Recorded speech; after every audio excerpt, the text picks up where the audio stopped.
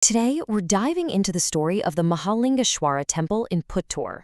It's an ancient, holy place with roots going all the way back to the 12th century.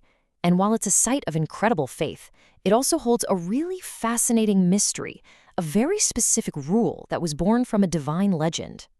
So let's just get right into it. Why on earth are elephants, these incredible animals you see at so many temples, completely banned from this one? What happened here?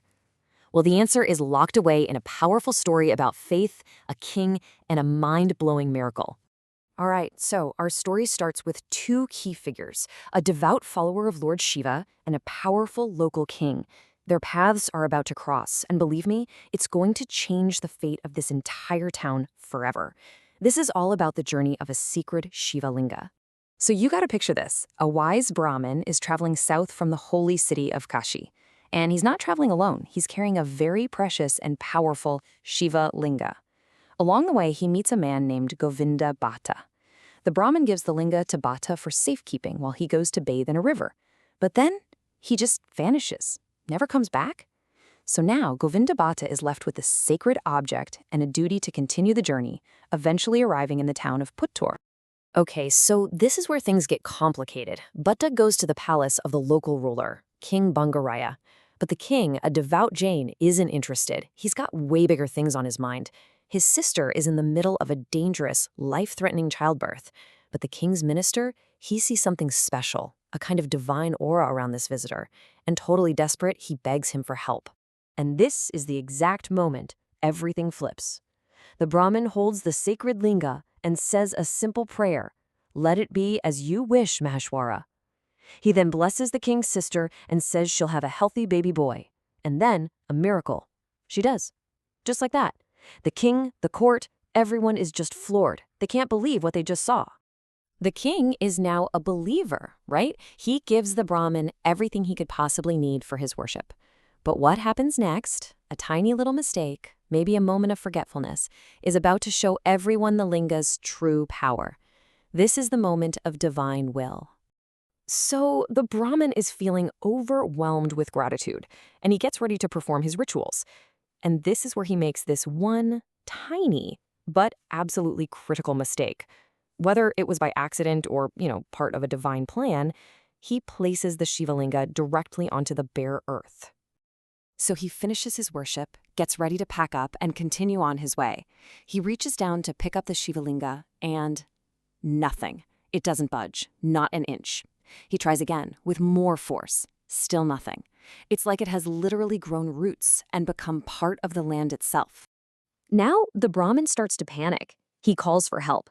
First, the townspeople come running. Then the king sends his own soldiers. I mean, you have all these people using all their combined strength, and the linga just stays put, completely unmovable. It's pretty clear to everyone at this point, this isn't just a stone. Lord Shiva has chosen his new home. But the king, he doesn't quite get the message. He gets frustrated and decides, all right, if we can't do it with respect, we'll do it with brute force.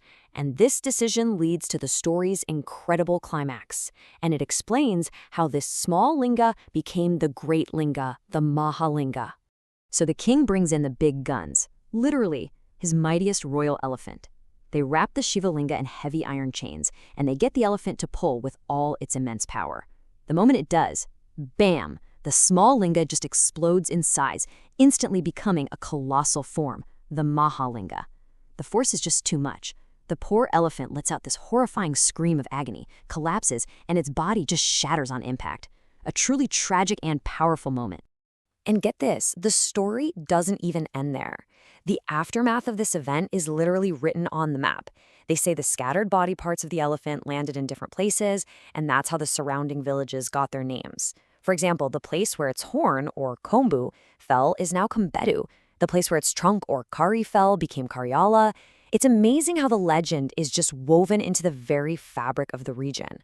And this brings us right back to our original question. Why are elephants forbidden here? Well, that huge crater left by the elephant's body, it filled with water and became the temple's sacred pond, the Pushkarini. And from that tragic moment, a belief, a curse really, was born. The water of this pond is poison to any elephant.